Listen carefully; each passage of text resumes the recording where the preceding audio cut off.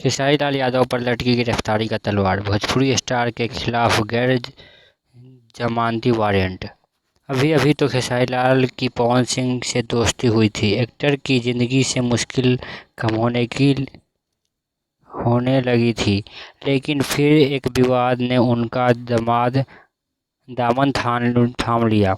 हालांकि ये विवाद नया नहीं बल्कि 2019 का ही है। खेसारी लाल उर्फ शत्रुघ्न कुमार के खिलाफ गैर जमानती वारंट जारी किया गया है। भोजपुरी फिल्मों के सुपरस्टार खेसारी लाल यादव मुश्किल में पड़ते दिखाई दे रहे हैं। रिपोर्ट्स की माने तो एक्टर के गले पर गिरफ्तारी का तलवार लटक रही है। खेसारी के खिलाफ गैर जमानती वारंट जारी किया गया है। छपरा कोर्ट ने 2019 में जमीनी विवाद और चेक बाउंस मामले में ये वारंट जारी किया था। बुरे फंसे खेसारी लाल।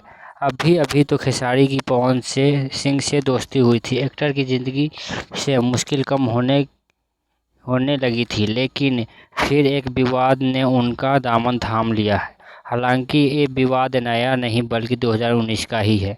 खेसारी उर्फ शत्रुघ्न कुमार के खिलाफ गैर जमानती वारंट जारी किया गया है। छपरा कोर्ट ने सुनवाई के बाद एक फैसला लिया है। दरअसल खेसारी ने पत्नी चंदा देवी के नाम से एक ज़मीन की डील की थी।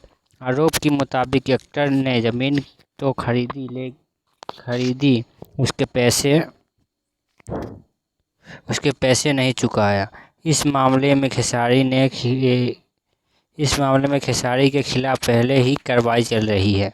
न्यायिक दंडाधिकारी ने रसूलपुर थाना कांड संख्या 120/19 के NRI एक्ट विचारण संख्या 241/21 के तहत ये आदेश दिया है।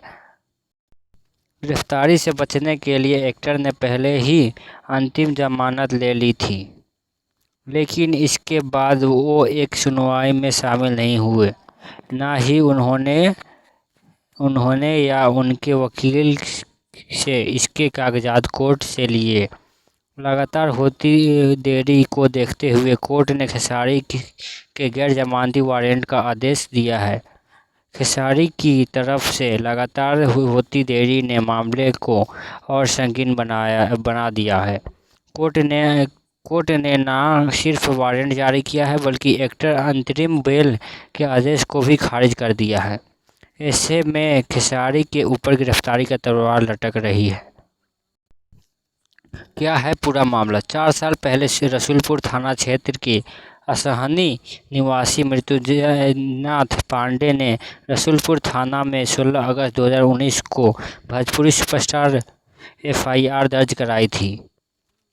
आरोप में कहा गया है कि मृत्युंजय नाथ ने अपनी खरीदी जमीन को बेचने के लिए शत्रुघ्न कुमार उर्फ खेसारी लाल को पत्नी चंदा देवी से 22,07,000 रुपये बात की थी।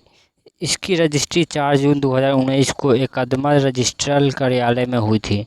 उस वक्त खेसारी लाल यादव ने कैश के बदले 18 लाख रुपए का चेक दिया गया था।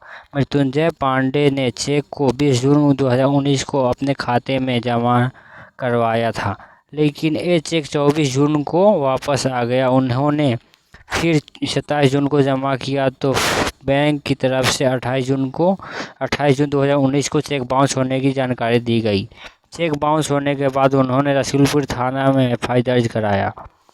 पुलिस ने मामले की एक्शन लेते हुए 22 अगस्त 2020 को IPC धारा 406 व 138 NI एक्ट के अंतर्गत केस दाखिल कर लिया था। माना जा रहा है कि 1 या 2 दिन में खेसारी लाल यादव माननीय न्यायालय के समक्ष पेश हो सकते। मणिपुर हिंसा पर संसद में बहस से न भागे विपक्ष, अनुराग ठाकुर ने की हाथ जोड़कर अपील। मणिपुर के हालात पर विपक्षी दल ने सोमवार को संसद में संयुक्त विरोध प्रदर्शन की योजना बनाई है। वे इस मुद्दे पर चर्चा शुरू करने से पहले संसद में प्रधानमंत्री नरेंद्र मोदी से बयान की मांग कर रहे हैं। मणिपुर में जातीय हिंसा को लेकर संसद के मॉनसून सत्र में गतिरोधक जानकारी है। इसी बीच केंद्रीय मंत्री अनुराग ठाकुर के विपक्षी दलों से हाथ जोड़कर अपील की है कि वह इस मुद्दे पर संसद में बहस करें। साथ ही उन्होंने कहा है कि पूर्वोत्तर राज्यों में महिलाओं के खिलाफ अत्याचार के मुद्दे पर विपक्ष राजनीति न करे। मणिपुर के हालात पर विपक्षी दलों ने सोमवार को संसद से संयुक्त विरोध प्रदर्शन की योजना बनाई है। वे इस मुद्दे पर चर्चा शुरू करने से पहले संसद में प्रधानमंत्री नरेंद्र मोदी से बयान की मांग कर रहे हैं। वहीं सरकार इस बात पर जोर दे रही है कि इस मुद्दे पर प्रधानमंत्री नहीं बल्कि गृह मंत्री अमित शाह जवाब देंगे। केंद्रीय मंत्री ने कहा, महिलाओं के खिलाफ अत्याचार दर्दनाक है, चाहे पीड़ित किसी भी राज्य से हो। ऐसी घटना पर अंकुश लगना राज्य की जिम्मेदारी है। उन्होंने कहा है कि सरकार महिलाओं के अत्याचार के मुद्दे पर चर्चा करने की इच्छुक है, जो राजस्थान, बिहार, पश्चिम बंगाल और मणिपुर जैसे राज्यों में घट रही है। बीजेपी नेता ने कहा है कि हम चाहते हैं कि सदन में इस पर अच्छी चर्चा हो, जिसमें सभी राजनीतिक दल भाग लें। किसी को भी बहस से भागना नहीं चाहिए। मेरा विपक्ष से हाथ जोड़कर अनुरोध है कि वे चर्चा से न भागे। उन्होंने कहा है कि विपक्ष को ऐसे मुद्दों पर राजनीतिकरण नहीं करना चाहिए और संसद में चर्चा में शामिल होना चाहिए। मणिपुर मुद्दे पर विरोध प्रदर्शन के बारे में पूछे जाने पर अनुराग ठाकुर ने कहा है कि विपक्ष चर्चा में बने रहने के लिए यह सब करता है, लेकिन चर्चा में शामिल होने के लिए कुछ नहीं करता। मेरठ में डबल मर्डर, जमीन पर गिरफ्तारी, युवक के सिर में मारी गोली। अरविंद ने गीता से साल 2021 में कोर्ट मैरिज की थी। इस शादी का गीता के पूर्व पति के परिवार वालों ने खुद गीता का बेटा विरोध करता था। इस विवाद के चलते अरविंद की गोली मारकर हत्या कर दी गई थी। वहीं इस गोलीकांड का शिकार हुआ ई-रिक्शा चालक को भी किया गया। उत्तर प्रदेश के मेरठ में डबल मर्डर की सनसनीखेज वारदात हुई है। यहां पर 2 लोगों को सरेआम गोली मार दी गई है। डबल मर्डर की पूरी घटना सीसीटीवी कैमरे में रिकॉर्ड हो गई है। इस वारदात में ई-रिक्शा चालक और रिक्शा में सवार युवक की मौत हो गई है। पुलिस ने केस दर्ज कर आरोपियों की तलाश शुरू कर दी गई है। दरअसल घटना रविवार के भरे बाजार हस्तिनाथपुर थाना क्षेत्र में 40 साल के सुरेंद्र ई-रिक्शा चलाने का काम करता था।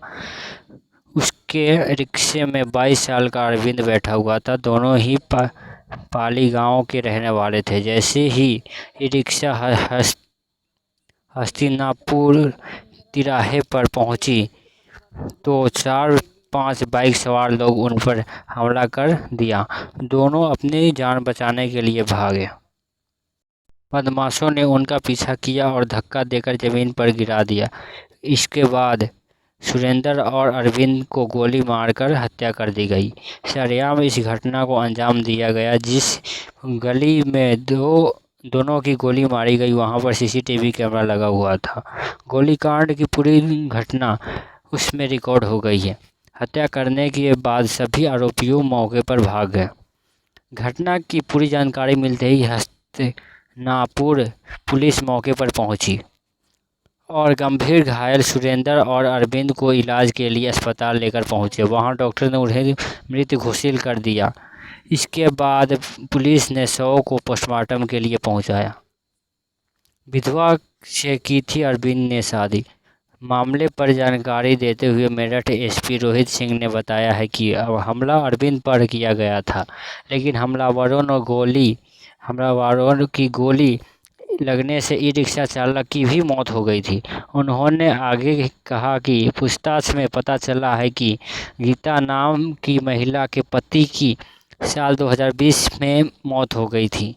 इसके बाद से वह अरविंद के साथ रहने लगी थी। साल 2021 में इन दोनों का कोर्ट मैरिज हो गया।